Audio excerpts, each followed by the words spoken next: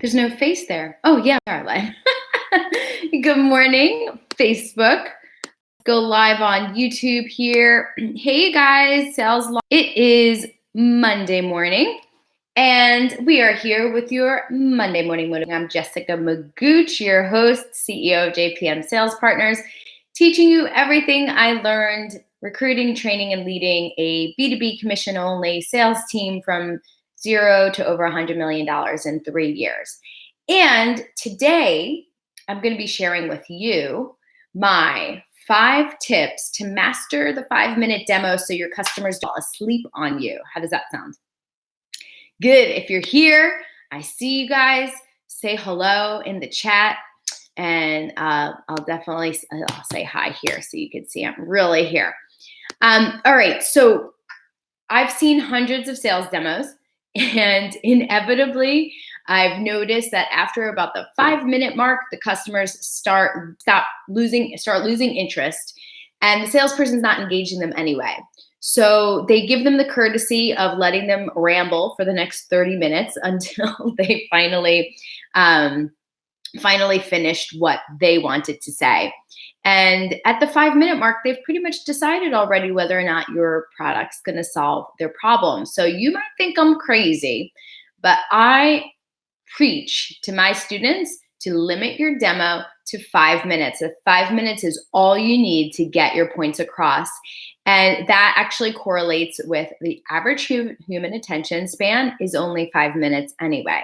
So anytime you go over that, you've pretty much lost them. So if you ever hear like dead air on the other side of your screen, that's what's going on. You've totally lost them. And unless you're constantly engaging them, they probably got up and got a cup of coffee and left already and came back. I've actually done that with a couple demos where they just kept rambling. They didn't even ask me any questions. I was like, I had to go to the bathroom. I went, came back. They had no idea I'd gone. So don't be that person. So here's 5 tips to master the 5-minute demo. In case you think it's impossible, I'm going to share with you what those 5 tips are. Number 1, the demo is not a tutorial. So too often I see demos that are really actually tutorials of how to use the product. You're going to save that for after the sale is made. That's not information that they need to know in order to buy, okay? They just need to know that it solves their problem. That's what's going to make them buy. And by showing them too much, you actually run the risk of overwhelming them. And an overwhelmed buyer never buys, right? They get confused and they say, we have to think about it because you overloaded them.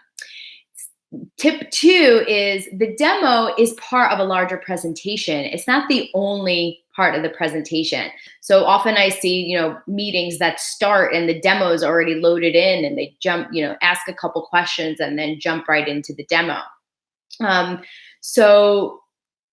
really it's part of a larger presentation that brings the buyer on a journey from their problem to their solution or your solution, which is the product.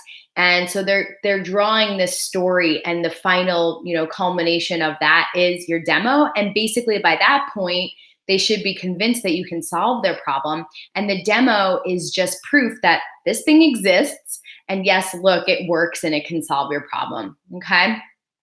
So don't let the demo be the main part of your product's not going to sell itself. In other words, I think people think, well, they just have to see it and then they'll see how great it is and they'll buy it. Well, if that was true, all you had to do was, show recordings of a demo and people would just jump right in, right?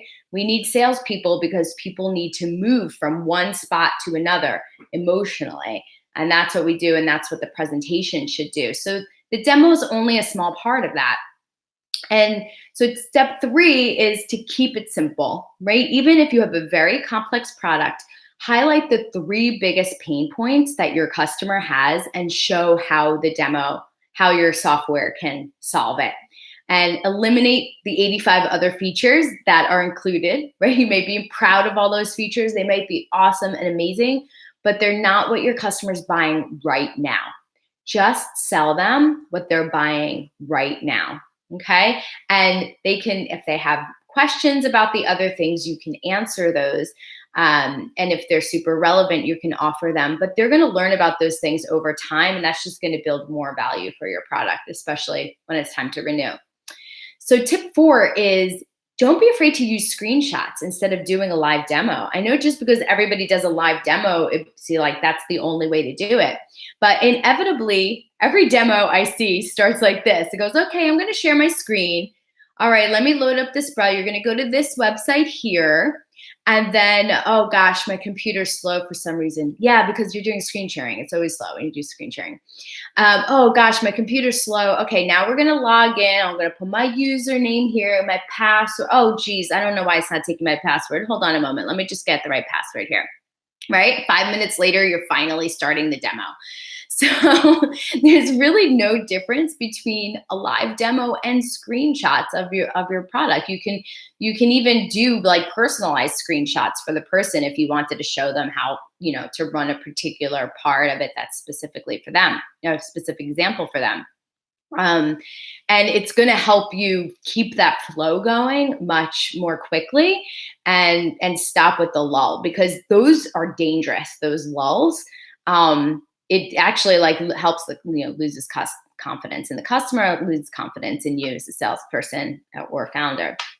So don't be afraid to have like different screenshots and navigate. And then you can always jump over to the live demo if they have questions that were outside of the screenshots that were already prepared. And then lastly, tip 5 is to leave plenty of time for Q&A. So if you're limiting your demo to 5 minutes, that means you'll have plenty of time for Q&A where the customer is really guiding the demo. You've shown them the 3 main things that can help them. And now now they can guide the demo with the things that they want to see and the things that are important to them. Okay. So if you want to learn more about how to do a 5-minute demo and how to create your entire presentation, that's what I teach in my coaching program. Just shoot me a message. Oh, there's my mom. Thanks, Mom. Good morning. Hey, Steve. Just shoot me a message and we'll show you how you can get in our program to learn these. But if you're selling any kind of software product, those are the kinds of people I love to work with most, because they tend to rely so much on the product to sell and forget that they're selling to people. So that's my favorite part to teach them, is how to sell people to people. So I'm going to sign off for today. It was so great seeing you guys. And please share this information with anyone that you think can get value from it, because I love helping people with this stuff. All right. Have a great day. Bye.